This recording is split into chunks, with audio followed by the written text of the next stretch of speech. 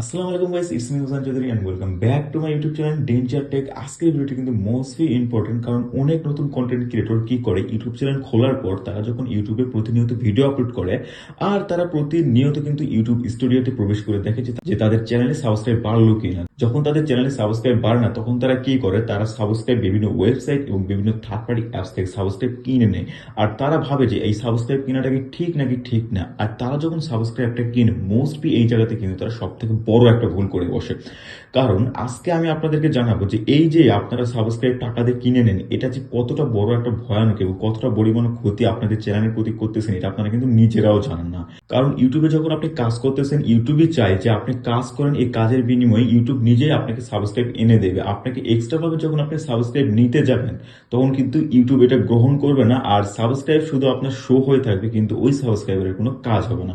এখন আসি যে এই সাবস্ক্রাইব গুলো যদি আপনি কিনে নেন, মানে থার্ড পার্টি কিংবা বিভিন্ন সাইট থেকে বা বিভিন্ন কারো কাছ থেকে যদি আপনারা টাকা দিয়ে সাবস্ক্রাইব কিনে নেন, সেক্ষেত্রে আপনার কি কি ক্ষতি হতে পারে। সর্বপ্রথম আপনার যে ক্ষতি হতে পারে সেটি হচ্ছে চ্যানেল যে ইমপ্রেশনটি ডাউন হয়ে যাবে, রিচ একদমই কমে যাবে, আপনার চ্যানেলটি কিন্তু অডিয়েন্সের কাছে পৌঁছাবে না। মানে আপনি এক কথায় বুঝতে পারবেন যে আপনার চ্যানেলটি কিন্তু ওই জায়গায় ফ্রিজ হয়ে গেছে, ঠিক এইরকম একটা অবস্থা হয়ে যাবে।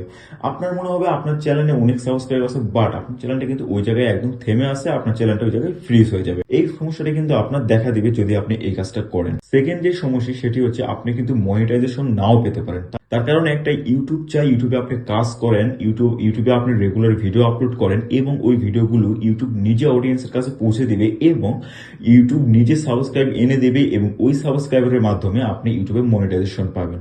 আর আর আপনি যদি বাইরে থেকে থার্ড পার্টি ওয়েবসাইট এবং বিভিন্ন জায়গা থেকে সাবস্ক্রাইব কিনে নিয়ে আসে আপনি মনে করেন যে আপনি মনিটাইজ চালু করবেন, সেক্ষেত্রে কিন্তু একদমই হবে না। আপনার মনিটাইজ কিন্তু 95% আপনার মনিটাইজ অনই হবে না। এই দুইটা সমস্যা কিন্তু আপনার আসতে পারে, বিকজ একটা সমস্যা তো অবশ্যই আসবে, সেটি হচ্ছে আপনার চ্যানেলের রিচ ডাউন এবং ইমপ্রেশন ডাউন, চ্যানেল ফ্রিজ হয়ে যাওয়ার সম্ভাবনা, এই ধরনের সমস্যা কিন্তু আপনার অবশ্যই আসবে।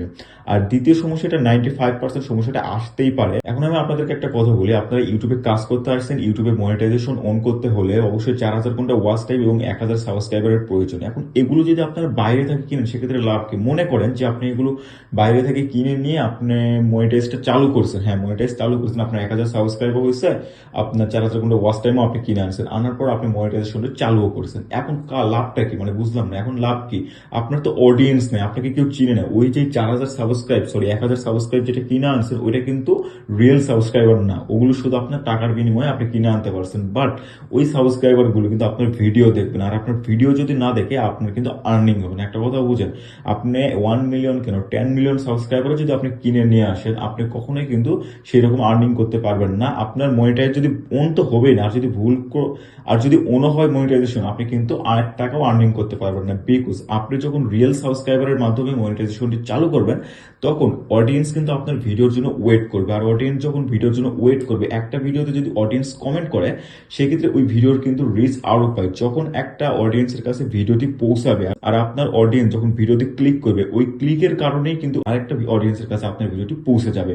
মানে আপনার ভিডিও যতটা পরিমাণ অডিয়েন্স চাইবে তত বেশি কিন্তু অডিয়েন্সের কাছে, আরো অডিয়েন্সের কাছে আপনার ভিডিও পৌঁছে যাবে।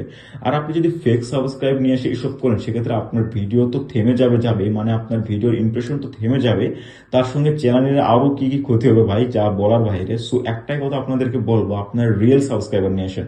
সো ইউটিউবে ভিডিও আপলোড করেন, ভিডিও আপলোড করতেই থাকেন, একটা টার্গেট নেন, 500-1000 ভিডিও আপলোড করবেন, এরকম একটা টার্গেট নেন। টার্গেট নিয়ে আপনারা কাজ করেন। এই ফেক সাবস্ক্রাইবার গুলো নিয়ে এসে চ্যানেলের 12টা না বাজার থেকে রিয়েল সাবস্ক্রাইবারদের কাজ করা অনেক ভালো।